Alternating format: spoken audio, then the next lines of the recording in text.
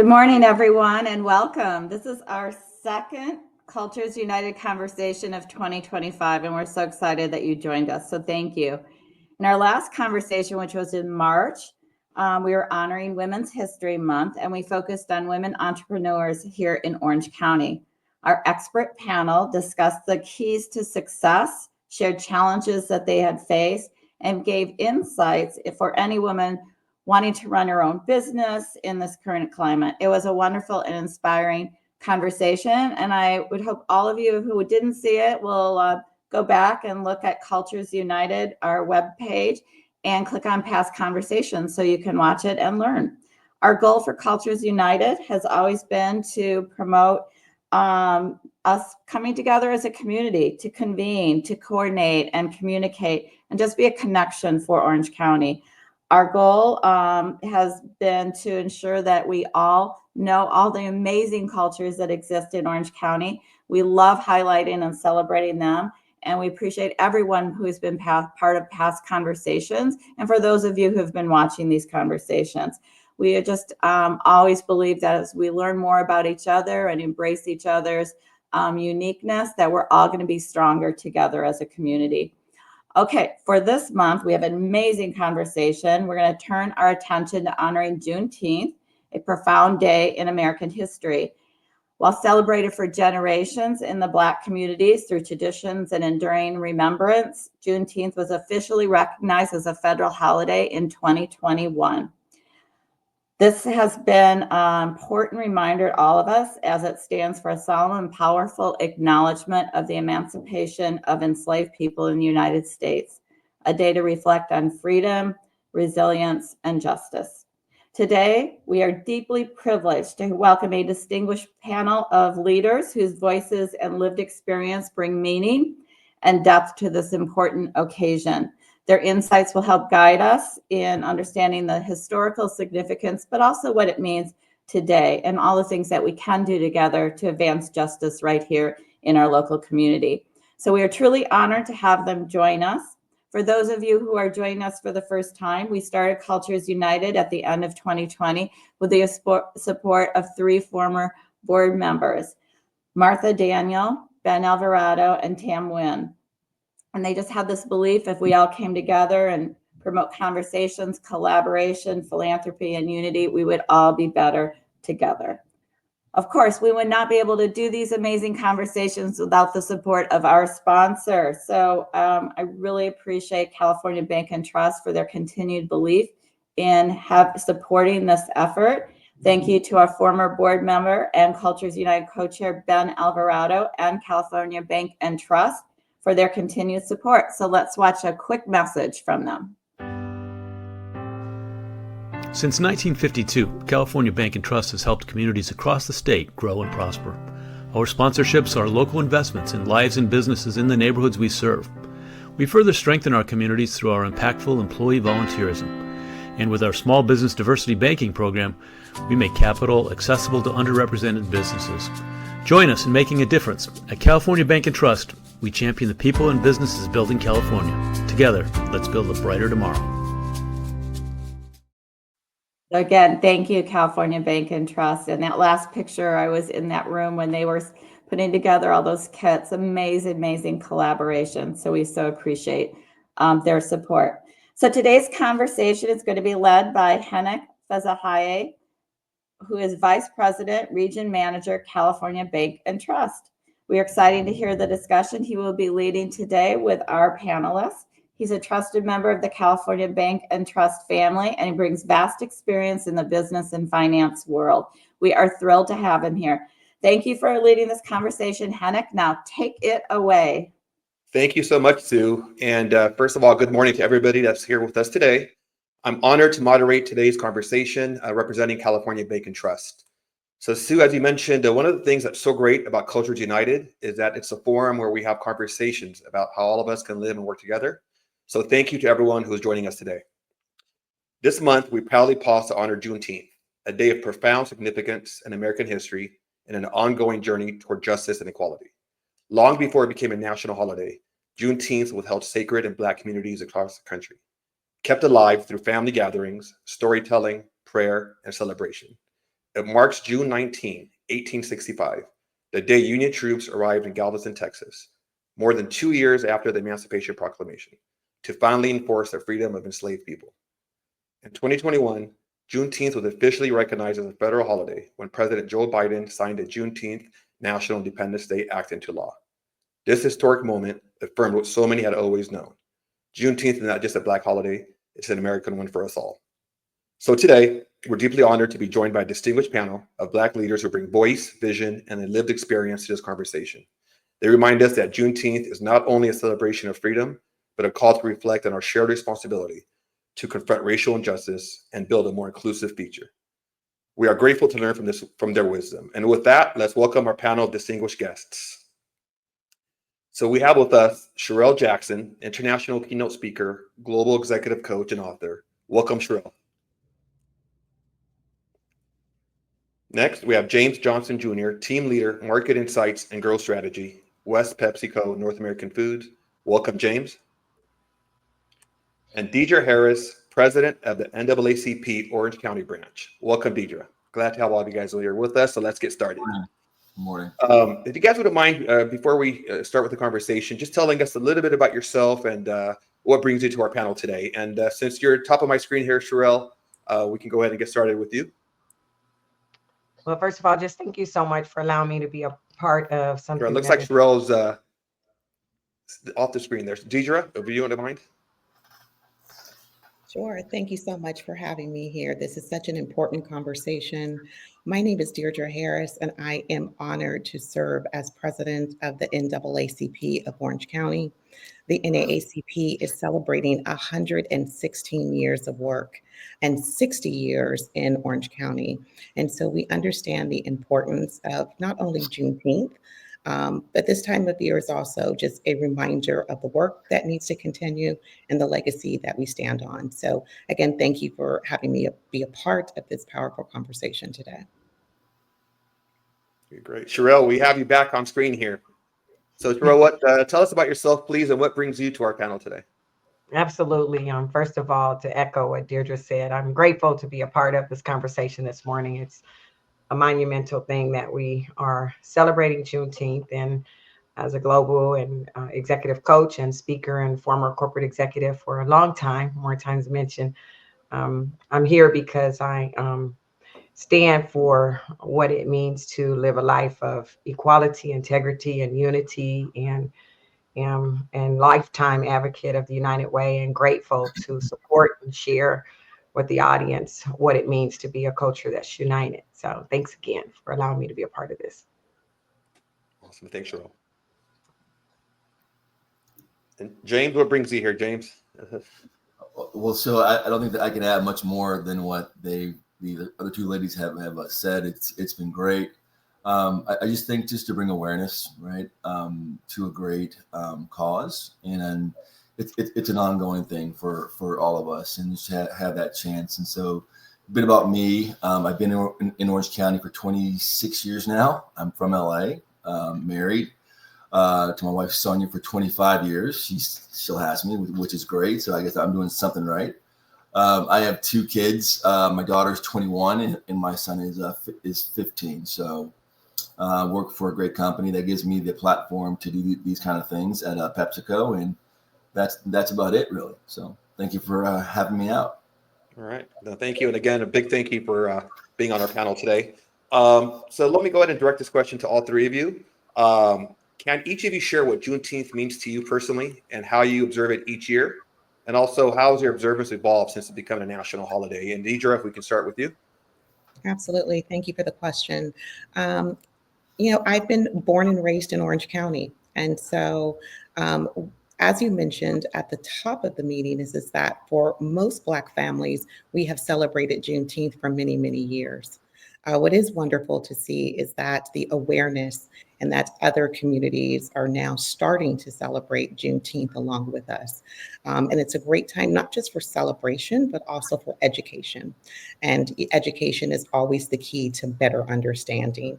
And so I'm really proud this year through my role at the NAACP and through our family, being able to participate and support over 10 Juneteenth events throughout Orange County.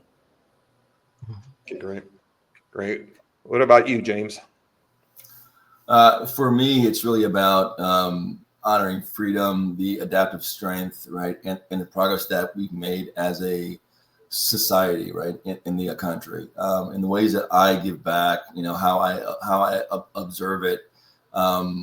We reflect as a family, learn, go out, and then we also volunteer. So we've been doing that for the last probably 8 years now, even before it was an official holiday. So that's how I do it. It's great. Just terrific, James.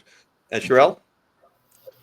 Like Deirdre, I think it's been something that whether it was an official holiday or not, that as an African-American woman and a leader in this community where there are not many people who look like myself and Deirdre, it's always been important for me to celebrate and reflect all of our history as African-Americans, but most importantly, to continue to educate, not just as a coach and a speaker, but internally within my family, so that we keep top of mind where we've come from, but most importantly, what it requires us to continue to live a life of unity.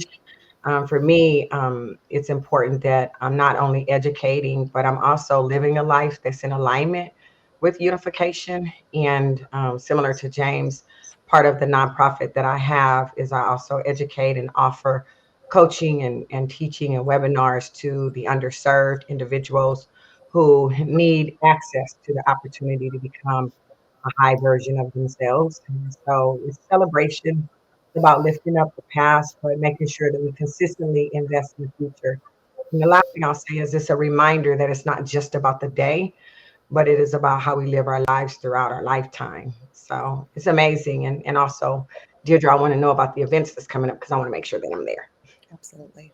Me too. And Scharrell, I'll stay with you while you mentioned educating and giving back. So just from your personal experience, what role do Juneteenth celebrations play in fostering a sense of community and solidarity within the Black communities? I think for me, it's like a mirror and a magnet, right? It reflects our strength and our resilience, joy, and excellence, and it pulls us together in many sacred ways in a world that, especially right now, is trying to erase or sanitize our truth. I think it's a reclamation and it's where we gather. It's about not just remembering what happened to us, but celebrating what was birthed through us. And it's a reminder that we're not just survivors, that we're culture creators, like we are freedom fighters and we're legacy builders. And, that's solidarity to me. I think it's important that we exercise our superpower to really bridge that gap between the past and what's available to us, and that we live it out authentically, consistently, and throughout our life, and it becomes part of the legacy. So it's really important to me that we foster that community and that we continue to celebrate Juneteenth, not just on June 19th, but throughout the entire year. Love it. Thank you. That was very powerful. Thank you for sharing that, Scharrell. All right, James, let me ask you, how can we help all Americans understand the significance of Juneteenth and keep this conversation at the forefront of national consciousness? I think that's a great question, right? And I think that Scharrell stole my thunder. Thank you for that. It's not about the one day, right? It's about the ongoing conversation. And I think that to, keep it at the forefront, you need to have that courageous conversation daily, right? And it goes across all lines. It's not just Juneteenth or Black History or July 4th. It's just, I call it's the kindness conversation, right? If you're empathetic and you care about people, you'll have that discussion to meet them where they are. And, so you ask, how can we make that impact? And I think just, it has to be interwoven into our daily life. Simple as that. And not as though it's a Black holiday, or Black history. It's an American history because it happened in this country, right? And not saying that it's anything. Yeah, it was terrible, right? And yes, we've gotten over it supposedly, but there's lingering effects as we see. So we haven't gotten over it. But I think that having that discussion, being mindful, being intentional about, meeting folks where they are, Black, white, yellow, doesn't matter. That will, I think, move the conversation forward as it should be. Make sense? Absolutely makes sense. Yeah, and I couldn't agree with you more. It is a shared history. Yes. So yeah, Right. I completely agree. Thank you, James. Deirdre, so I heard you say you were born and raised from Orange County, right? So let me ask you, are there any specific ways that you've seen the celebration of Juneteenth change or expand in Orange County over the last few years?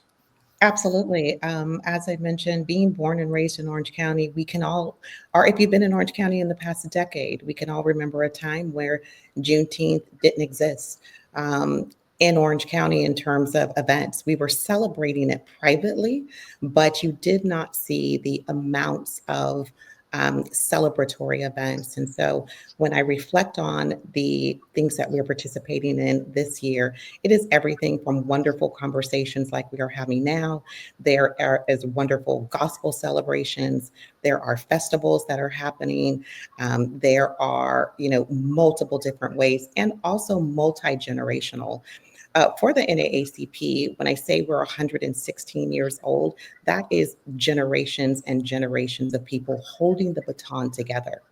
And so when we look out throughout Orange County of all the events, it represents every single generation doing something to celebrate, doing something to educate as well too.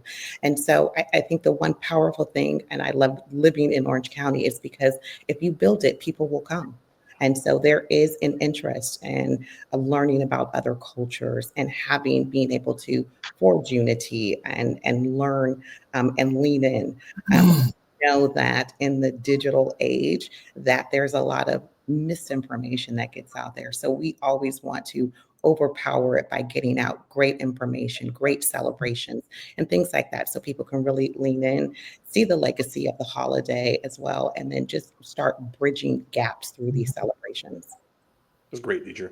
Great, thank you.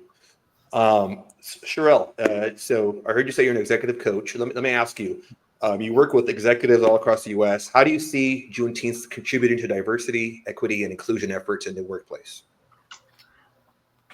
What I see is that it was something that ignited a shift in how many leaders think and decided to lead. And it gave people permission to operate with authenticity because it really was a leadership opportunity. What I'm finding is that for leaders who are vested in changing culture, like Sue Parks, the CEO of the United Way, I think it's the time now where leaders are no longer just checking boxes, but they're really looking to change culture, and not just creating events or doing it because something happened like what happened with George Floyd, but it's about doing the hard necessary work and shifting policies and changing power dynamics and creating environments where equity really is a standard. And I'm seeing that the leaders who actually felt that they now had the permission to be authentic in spite of what might be happening today in our political climate, they're actually continuing to lead in alignment. And I use Juneteenth as a coach with my clients to continue to exhibit unity in our relationships, because I work across the globe and there are it's a very diverse client base in terms of the individuals that I interact with. And it allows us to just make room for each other. And I'll say the other thing that I am experiencing about what I'm seeing Juneteenth contribute is that we're giving each other more grace. For those individuals who really believe in equitable opportunities for all people, there's less judgment and more grace, but it also polarizes those who are not in alignment with cultural unity. So it pushes leaders to be bold enough to make, freedom a workplace value, but it also highlights those who are not in alignment. I think it's great. Yeah, it's I refer to it as air cover, and I do agree with you. Just in addition to the communication, the substance and real day-to-day stuff does matter. So appreciate you sharing that. So let me ask you, as far as James, as far as what you've seen, as far as people engage in thoughtful conversations around Juneteenth, how can we continue to foster collaboration toward greater understanding and unity? That's great. Again, I think it's about making it a daily conversation, not just during the time. And I think it's about, focusing on how far we've come, right? So focusing on the positive while still knowing that we have a long way to go. So. Okay, great. Thanks, James. Yes. And Deirdre, you're president of the NAACP. It's a big role, right? A leader in the community. What advice would you give to the next generation of Black leaders to continue the legacy of Juneteenth? Lean in. And we have a saying in the NAACP where we say we're all in. And that means as a family, we start from birth of giving lifetime memberships. One thing that we did see, as Scharrell was mentioning when you're talking about during the pandemic period, we saw the next generation lean in. Every generation learns from the previous generation. We know that we stand on the shoulders of legacy, but that work can only continue if we're all holding the baton together. We are educating them on their rich history, but we're learning from them at the same time. And during that period, the one thing that we did learn is that the new generation can get out information very quickly. They can mobilize very quickly. So our organizations and our movements are dependent on the next generation. And so them leaning in, it is never too soon. We, in addition to our adult membership, we also have a youth membership. And we are heading to North Carolina for our upcoming national convention. And when I tell you the emerging young leaders and the brilliant minds that are coming behind us, that's what brings me joy every single day. They are making, as we are working to make a better world for our children, they are making a better world for their future children, future friends, future colleagues, and so forth. And so we always come from the saying of, are you all in? And we say, we are all in. I love that. We are all in. And I like it as far as bridging the generation. Like, you can't have any skip in that line right there. So I would agree with you. And just working from the younger generation, they do definitely have a different skill set. And whether it's social media or anything else, they definitely have some skill sets out. Yeah. Absolutely. One thing that they say if it's not on social media, it didn't happen. They teach us that if we're doing great work, it needs, in order for people to lean in, they need to see the work. And so we're learning from them as they are learning from us. And so we hold the baton all at one time. Really quick, that's a great point. So, I have, again, my two kids, right? And the pace at which their life moves and the news that they consume, they probably consume more in a day or in a week than I did probably in a month's time, if not more, because it moves so quickly. So I think that with that, we have an opportunity to, direct or impact what they see and how they see it, right? And so, and one of the things is that you've got to be nimble, right? Whether it's in business, politics, whatever it is, the more nimble you are and the more adaptive that you are, the more impact that you can make. So if you think about it from a point of view as a business or strategy, you meet them where they are, right? And if you want to, and I love Deirdre what you said, how you're giving them the tools and what you're doing, and I love this kind of stuff. I'm a total numbers nerd, finance nerd. I love facts, right? You're empowering them for their future. You are changing that narrative, and I think to get better at it, we got to figure out, all of us, and that's, again, even in my business, how do we become good at getting out the news that we want people to see faster, more efficient, and more effectively. So, Awesome. Sorry for going on a tangent, but that was a great point. And being a father of two kids, that hits home to me very personally. So thank you. That's great. And I couldn't agree with you more. It's like, when I was growing up, a lot of you'd have to wait for the Sunday paper to come out to get a lot of news. Right. So this, Yeah, absolutely. That's great. That's a great. Thanks, James. So Scharrell, let me ask you, with everything happening in the world today, how do we keep this amazing history front and center? I think to piggyback off of what Deirdre and James were saying, we have to do that by refusing to let our comfort erase what's really true. Especially in Orange County, we can't just speak it and teach it. We literally have to live it, because what's happening is that oftentimes we don't want to honor history. And if we don't continue to honor the history, as we can see and we've heard, there will be attempts for it to actually be erased.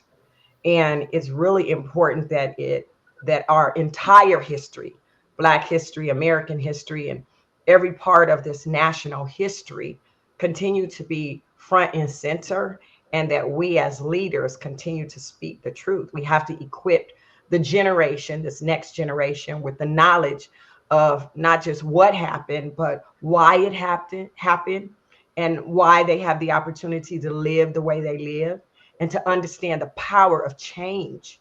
And oftentimes when we're asleep at the wheel, we can watch change be unraveled. And so I think it's important that we continue to stand. You know, Deirdre said something in alignment with the way we make major decisions in our family, and that is that we acknowledge as a family that we're 2 feet in. And one of the other things in raising my children was that it's better to stand for something and stand alone than stand for nothing and stand in a crowd. And it's important that we stand for our history so that we can keep it top of mind, and that people understand it and don't believe that where we are today can't shift if we don't continue to hold leaders accountable for the spaces that we create. Yeah, not taking anything for granted, right? That's Exactly. You know, and Scharrell, just to piggyback off of that, I too come from a family. If you see something, you say something. Mhm. If you see something, you say something. And so, you know, again, just thinking back to, you know, a few years back, one of the things that I believe that we started to highlight in our families is that while we're protecting our children and letting them know that they have all possibilities, it's also about having those honest conversations. Mhm. And so I remember having those conversations with our youth council when the numbers came out in terms of hate crimes and hate incidents. The Black population is 2% of Orange County, but we were 55% of all hate crimes and hate incidents. And so it's one thing to hear it. It's another thing, like James says, to see the data. Right. When we see the data, we know that that is a call to action. How do we start doing work that brings togetherness? That what is causing this? How do we start to attack that? And so one of the things I know that we did is there was, you know, for all communities were experiencing a lot of hate, us being over-indexed, but there was $90 million that went out to various communities to do work around stopping the hate. For us, we knew it was important that the data is so important that for all NAACP branches, we have a civil rights complaint form. So if you see something, you say something. So we encourage the community that when you do see something or someone has a civil rights violation, come to the website, put in a complaint form, and speak to us about it. Because that way we can look at the data and see what's going on and what conversations that need to be had. And so again, it is that balance of, you know, knowing our legacy, but also being honest with the next generation that, you know, freedom also has to be fought for, and it's not guaranteed.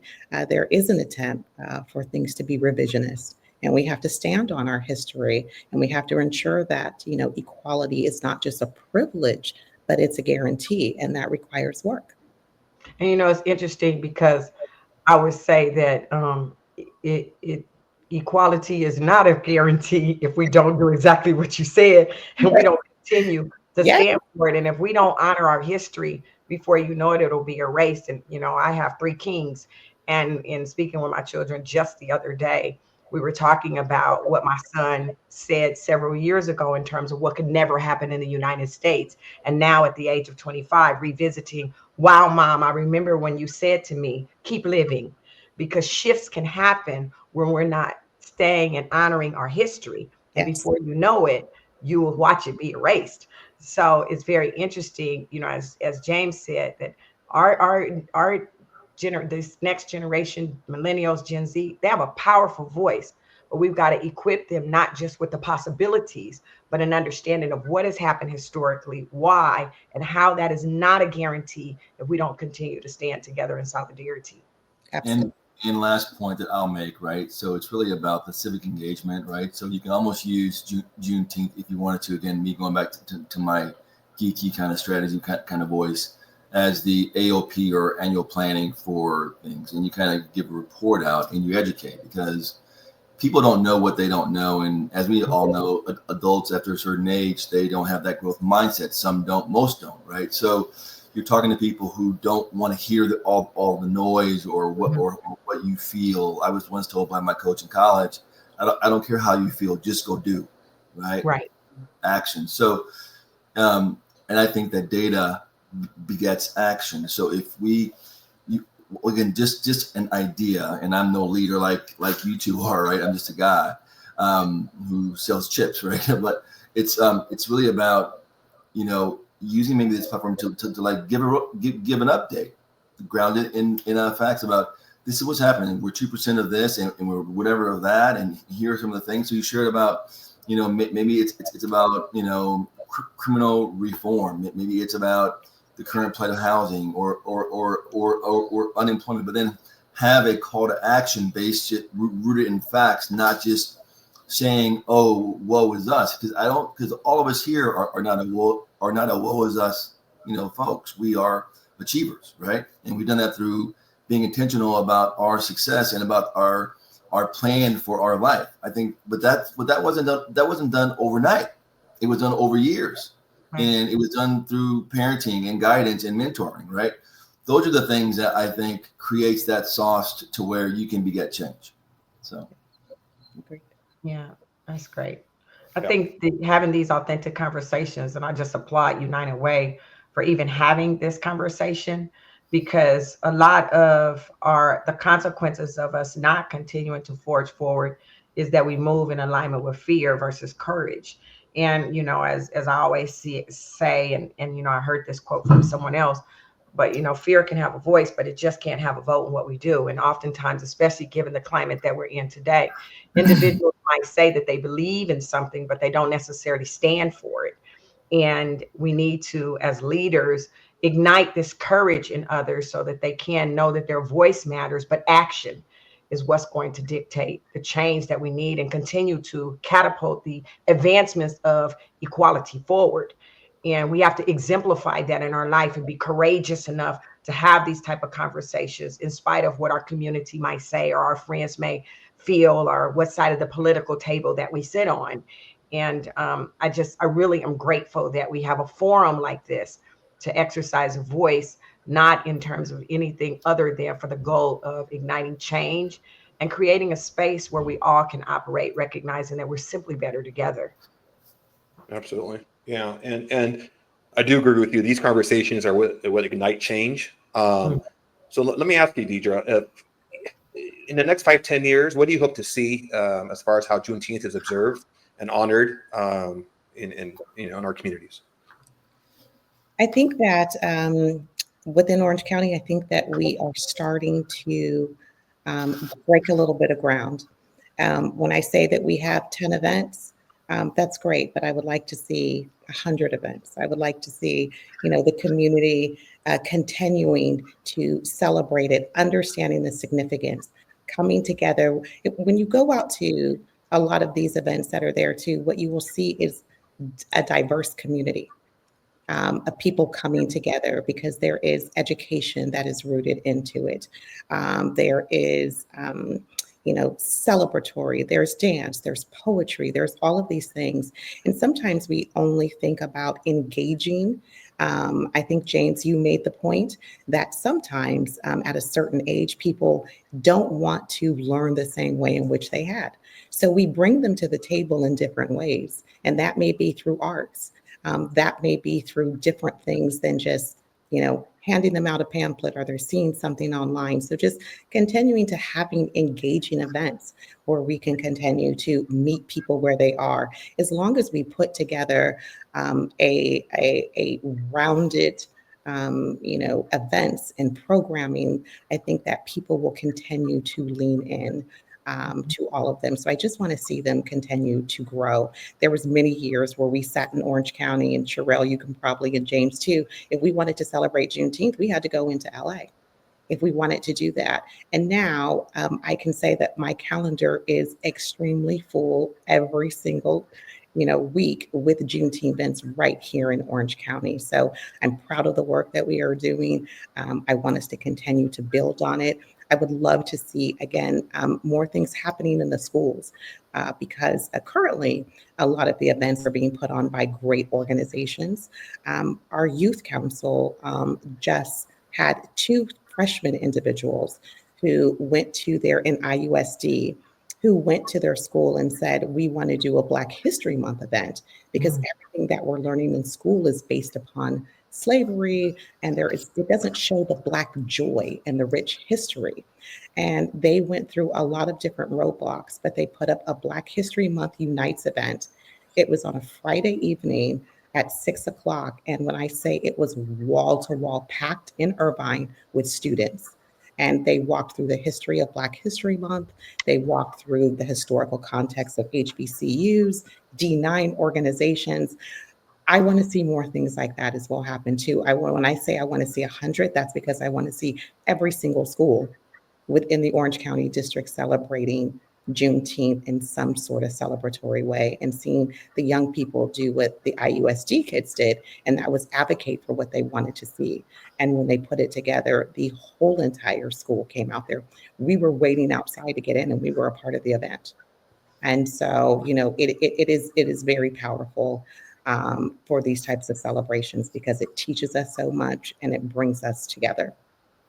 Great. And Deirdre, I have to tell you, I feel your energy and commitment, and I'm sure you have a lot to do with all the change in Orange County that's going on. So I appreciate that. And James, if I can ask you, as we reflect on Juneteenth, what role can schools, businesses, and organizations play in educating individuals about the holiday's history and how we can support this in our communities?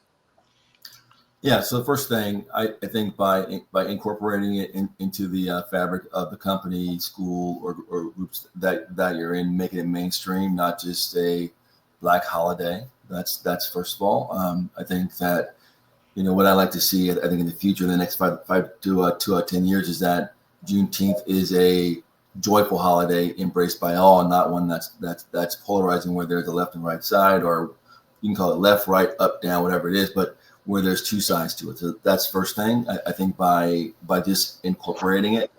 And then what was the second question? It was about what role? Sorry. Yeah, how can we support this in our communities?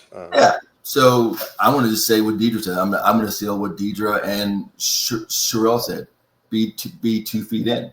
Don't talk about it. Be about it, right? And I love, again, being an ex-ball player. You have all these like quotes and stuff, but effectively it means if you're going to say it, be it, right? Don't say what you're going to do. Show me, right? My grandmother always said, James, don't show me that you're going to do it. Don't tell me. Show me. So if you want to see change, be that change, right? And it may not be, you may not hit a home run. I mean, I've missed more shots than I've made, right? And I've taken lots of shots in basketball. But guess what? I also scored a lot too, because if you don't step up, you'll never figure out how you can impact, right? So one, making it mainstream in schools, companies, groups that you're in, making it a joyful event versus one that's polarizing. And then 2, how do you do it? It's really about getting involved and affecting and impacting and educating the people. So. Great. Thanks, James. Yeah, and I do agree with you. It's, even though it's a time to reflect, I do think we need to celebrate as well, with all of us, not just us. So guys, if we're up to me, I would keep going with this conversation, but we do have a guest that submitted questions ahead of time. So it's only fair we get to those. So the first question we have, and I'll throw this out to all of you, so whoever wants to take it, is how can we use the lessons of Juneteenth to build deeper cross-cultural solidarity among our diverse communities in Orange County?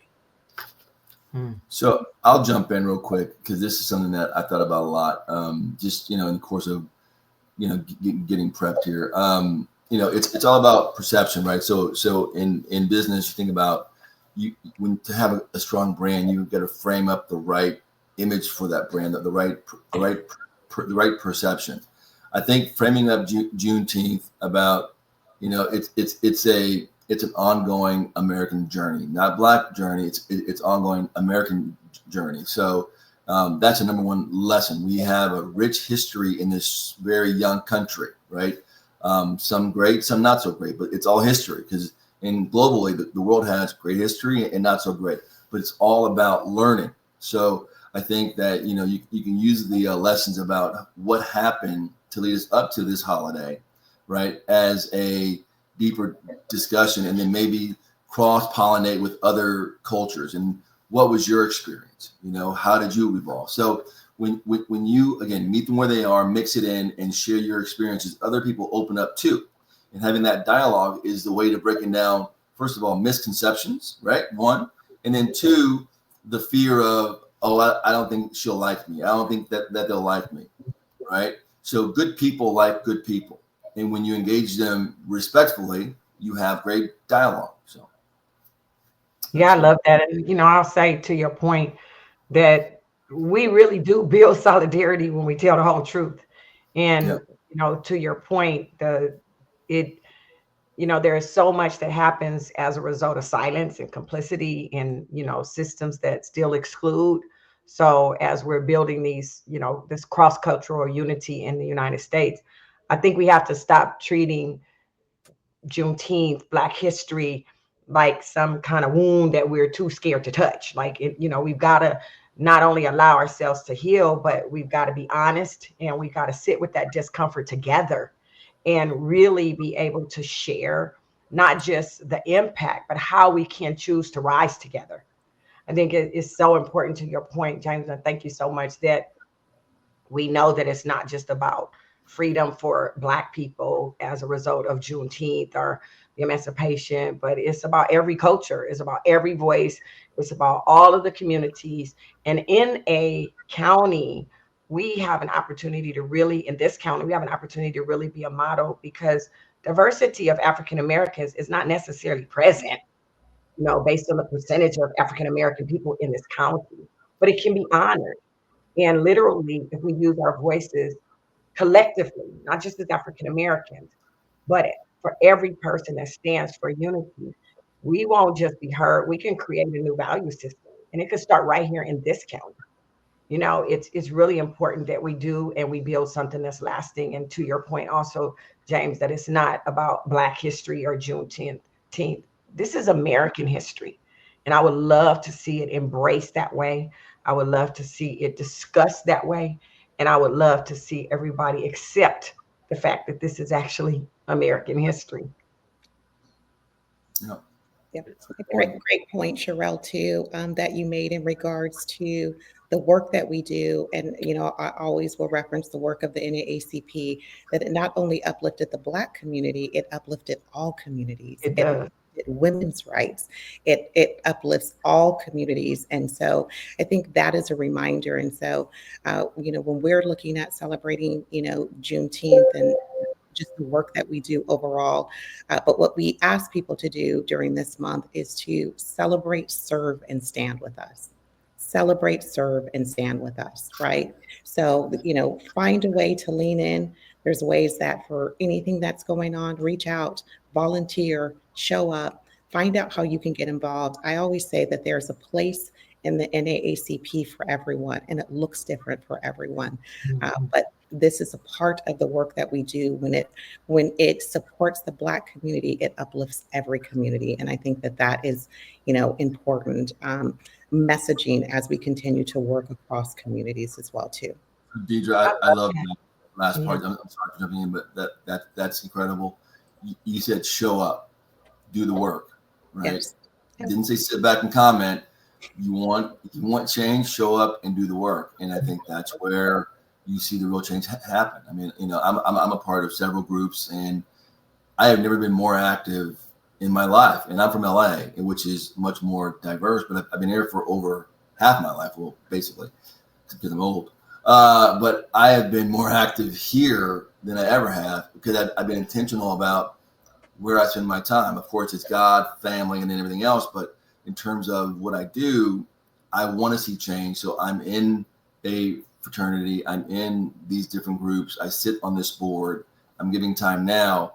I'm making that change. I'm trying to foster a better way by being active, right? That's the number one thing. You can't talk about it unless you're going to be about it. So, yeah, I love that. I think, what we're all saying is it's not just about talk, and I would say to any person watching it, regardless of whether or not you're African American, it's not an African American fight.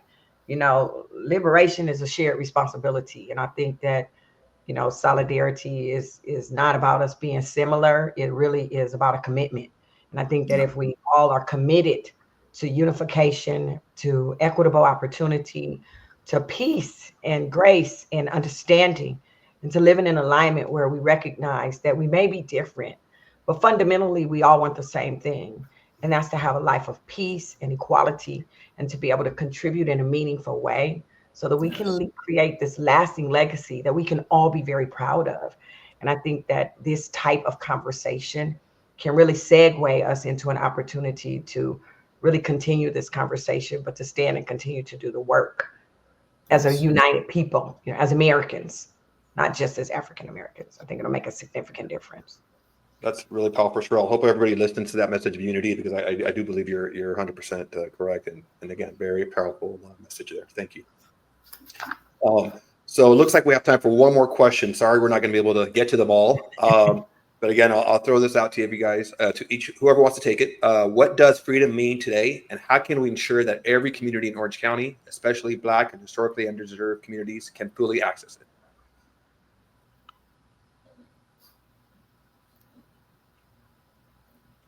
I could go, but I just finished talking, so I wanted to make sure I No, but I so was here, Scharrell, yes. So what does freedom mean today? I think freedom today means having access to opportunity. For me, it's equal access to opportunity, and it's selection based on capability and qualifications, not necessarily who you are or who you know. I think that when you talk about freedom, it means that you're not leading or living in alignment with fear, but you're leading and living in alignment with opportunity, because you feel free. And that you can have conversations, not because it's politically correct or not politically correct, but because you feel free. That you can apply for a job and feel confident that you're going to get it because you feel free. That you can invite somebody to the table or talk about whether you're a Republican or a Democrat because you feel free. That you can show up at different places and spaces because you feel free. So freedom to me is about access, not just to capital, opportunity, relationships, but conversations like this. And I think that when we have an opportunity to live a life that's free, we can ensure that it happens by exemplifying it, by having those hard conversations, by talking about what everybody says that you shouldn't, by being truthful and leading in authenticity, and by welcoming and allowing people to have their own opinion without canceling them. I think that freedom means that you can live your life without the fear of cancellation or isolation. And I would love for us to get to a space leading by us, Deirdre, James, you, Sue Parks, exemplifying that and how we lead, and then being able to open the door for others to lead in alignment. That's freedom to me. When I think of freedom, I think of thriving. And what does it mean to thrive? And that means so many things as we talk about our families and that journey and our professional journeys. It's about thriving with health equity. It's about economic development. It's about access to all those resources, as you said. It is about the education system and thriving there. Being able to thrive is what freedom feels like. And so the work continues in Orange County. We know that we are building, and as I said earlier, the one thing that we have learned, if you build it, people will come. I do agree with you, James, that good people bring more good people, and good work means more good work. And there's no finish line to the work that we are doing, because there's generations that are going to be behind us. I think people are looking for organizations such as the United Way, such as NAACP. They're looking for trusted sources that have been in the community to be able to access resources, to access knowledge, to know how to go about ways that they can thrive. Scharrell, you said a point. We all want the same thing. James, you said it. We all want the same thing. And that's for our families to thrive. And Yeah. so that's what freedom feels like for me. And I'll just be real brief. So for me, freedom is simple. It's access, it's opportunity, right?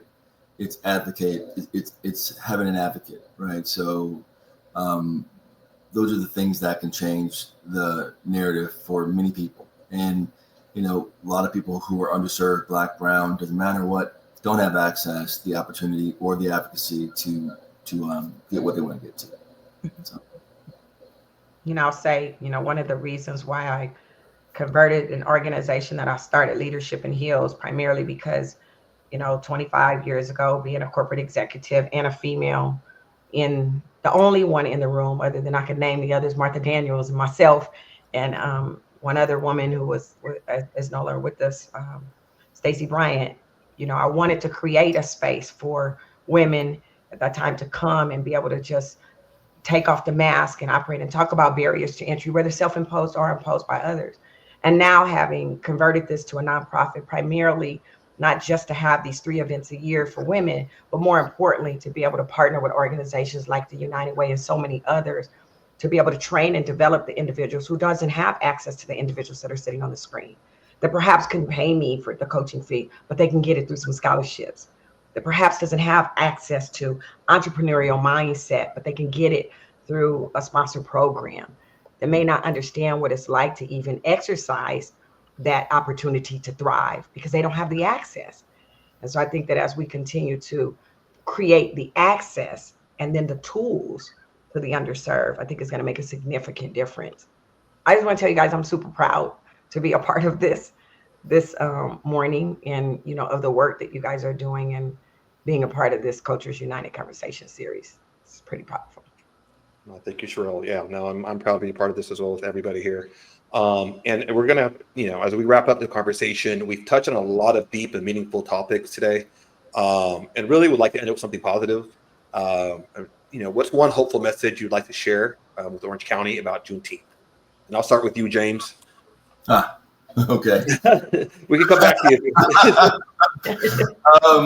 You know, I think the message is this, that Juneteenth is not a Black holiday. It's an American holiday, and it's part of our history, right? So it's a celebration of freedom, perseverance, and a reminder of what's shaped our lives and kind of where we are now. And so I think that we should honor this history, you know, as a group, as a family, and just embrace it. I mean, you know, growth is never pretty. Growth is always ugly. You know, if you're out of shape, get in shape, it's ugly, right? And I think that just keeping that dialogue open is really key. So Okay, great, thanks. And Deirdre, what about you? Yeah, you know, just to echo what we've been saying, you know, all morning is that Juneteenth is just more than a celebration. It's a reminder, but it's also a call to action. It's a great time to lean in. It's a great time to volunteer.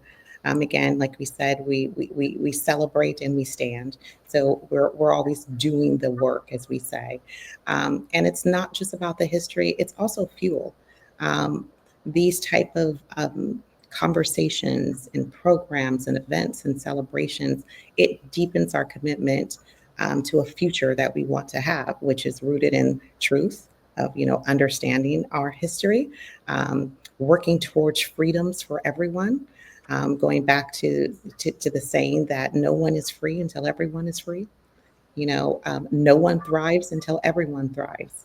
And so, you know, I'll leave with that message of to, you know, encourage everyone to follow our social media. We have lots of events that you guys can engage. It's at NAACP OC. That is our handle on IG, as well as on Facebook. And we'd love to see everyone out in the community as well. Great. And Scharrell? I guess I'll say, for every person that's watching this and has access to this, that as you watch this, that you let this day be a day that marks a new level of awareness and accountability, not just for you, but in your home, your workplace, and in the community. I think that right now we're in a time where division and hate are trying to take the center stage. And, my takeaway would be that we allow love and unity and justice to really have the final say in how we execute. And then we can really come together and not just honor Juneteenth, but embrace one another and really create something that is meaningful and sustainable for the rest of our lives and be a part of our legacy. Great. Well said, everybody. And I really want to thank you guys, not just for being here today, but being leaders and example for everybody, and being part of the Cultures United conversation. Again, thank you, Scharrell, James, and Deirdre. Now I would like to bring Sue Parks back up. Thank you for leading this, by the way. Yeah, thank you Great so much. job. Outstanding job. I'm proud of you. Thank you, guys. Appreciate it. Now I would like to bring Sue Parks back up to help us close out our program. Well, wow. I am inspired. I knew I was going to be inspired, but I am even more inspired and a bit in awe of all of you. And I love the message of kindness and unity. And just again, thank you. Hennock, anything that you want to share? Again, a huge thank you for being such an amazing moderator.